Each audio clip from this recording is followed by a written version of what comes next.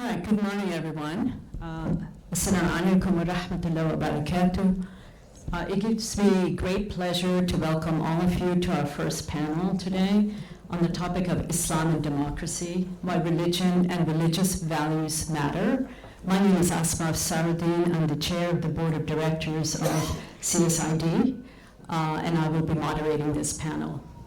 So we have 4 panelists today who will be sharing their perspectives on this critical topic. The format of the panel is as follows. Each panelist will make initial remarks for about 13 to 15 minutes, and we have to watch the time like a hawk because we are constrained by time. And after the conclusion of each of these presentations, I will then offer everyone an opportunity to engage among yourselves first for about 10 minutes or so. And then at the end, I will open it up to the floor and we invite your comments and your questions. And I'm very much hoping for a lively discussion of this very important topic. Our first speaker is John Thomas Pinna, who is the executive director of Muslims for Muslims International. I think the program lists the organization incorrectly.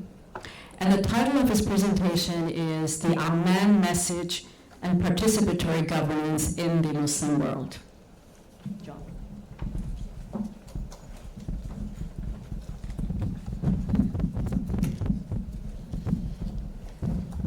This is what happens when you get 50 or above. You need glasses to read your speech.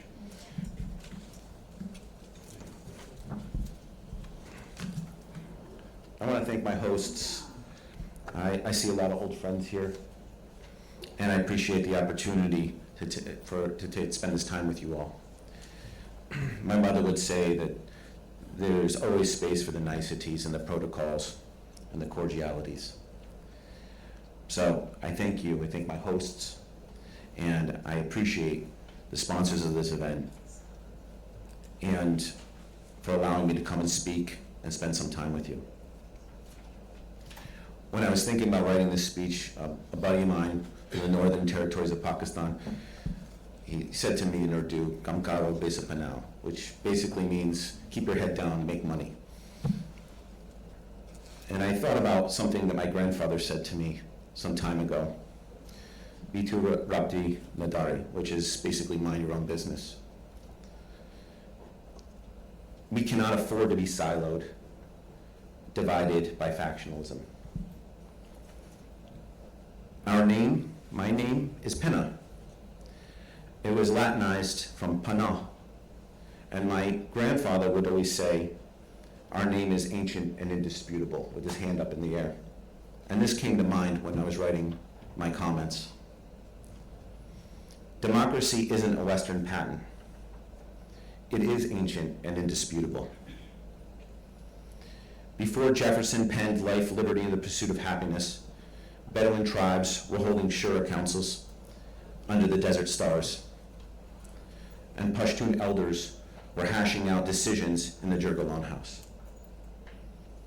Consent of the governed isn't a Western import. It's older, sand-worn technology built right into our Muslim software.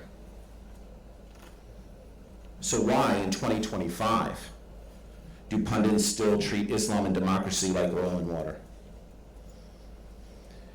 Because we keep letting extremists and armchair academics write our own narrative. It's time to repossess the pen, and the Amman Message gives us the legal pad. So picture a scroll signed by more than 500 heavyweight scholars, Sunni, Shia, Ibadi, Sufi, Sarafi. In 2004, they met in Jordan and said, enough fragmentation. This house needs new wiring. Their 3-point blueprint became known as the Amman Message. 8 legal schools, all legit, takfir off the table, fatwas only by credentialed grown-ups.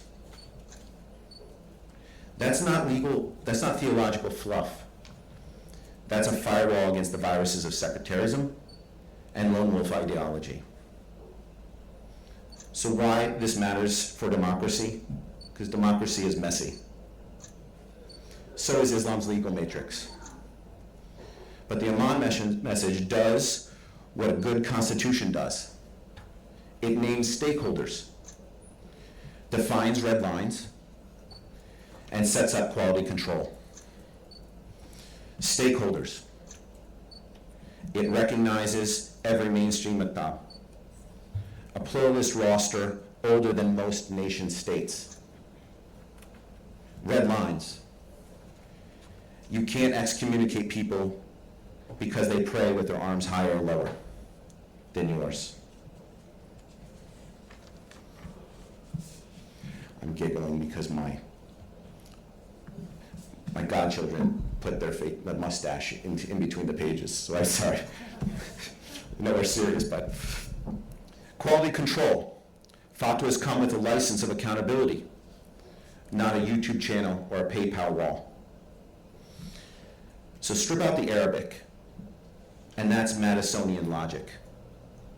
Representation, minority protections, checks and balances. Let's connect the dots. So sure, a consultative decision-making appears in the Quran. Jirga Afghan tribal councils predate the Prophet, peace be upon him, by centuries.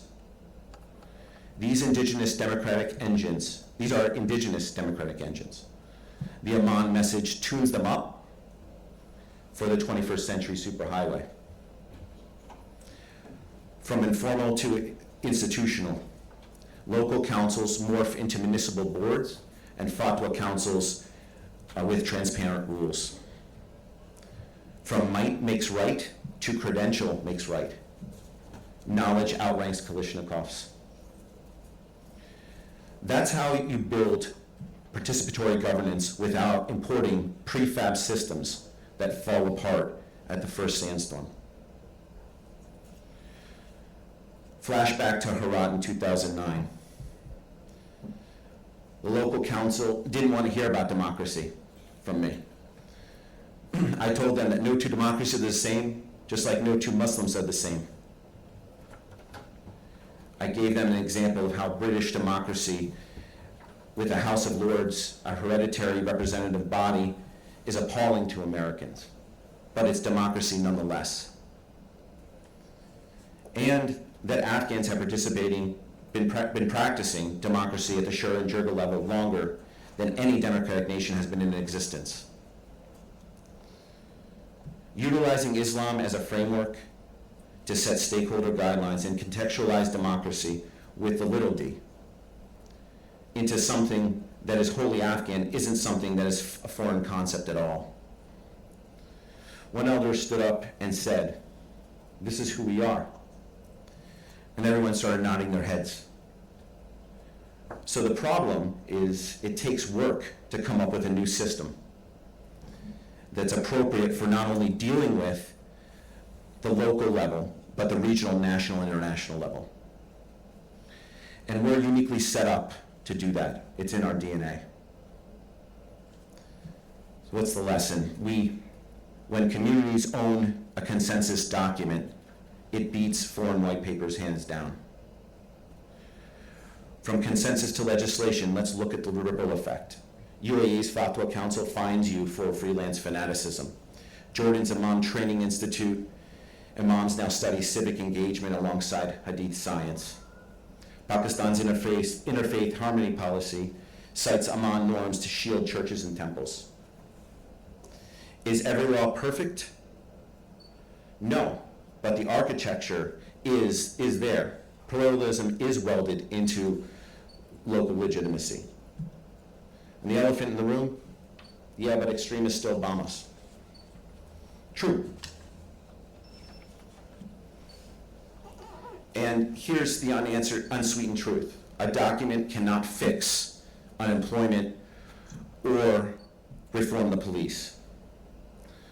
Suhail Nahuda said, "There's no water and no pavements," when referring to the Amman Message. And he's right. Governance needs asphalt, not just fatwas. But without theological consensus, every pothole becomes sectarian quicksand. Think of the Amman Message as an operating system. You still need apps such as education reform, women's rights, and anti-corruption units. But if the OS is infected with sectarian malware, no app of installation that's installed will be clean. So the call to action is a version 2.0 that comes from the people, that comes from people like us in the room. We're at the 20-year mark, and here's my Gen X punch list. Localize it. Translate the message into every dialect of every mosque bulletin board from Tangier to Kabul. Teach it before it's too late. Embed it in high school civics and Friday huppahs. Get it to the kids before TikTok theologians do. And audit your governance. If your city council, majlis, or parliament isn't as representative as Nate's school model, you're falling short. Hold a new ijma. Bring women scholars, minority sects, and yes, critics to draft the 2025 democracy upgrades that are iterative. And civil society practitioners to mobilize. Scholars, did their thing. They did their bit, and now it's time for us to take the reins. Surah 3:103 tells us, hold fast the rope of Allah, all together, and do not be divided. The rope in the sand and the braided cord. A single fiber breaks, a braided cord hauls ships. The Amman Message is that cord, 8 strands thick, consensus woven, ready to pull 1.9 billion souls toward the future where democracy speaks Arabic, Pashto, Hausa, Bahasa fluently and authentically. Democracy in the Muslim world isn't a mirage. It's an old water well we've neglected. The Amman Message hands us the rope. All we've got to do is pull. Thank you.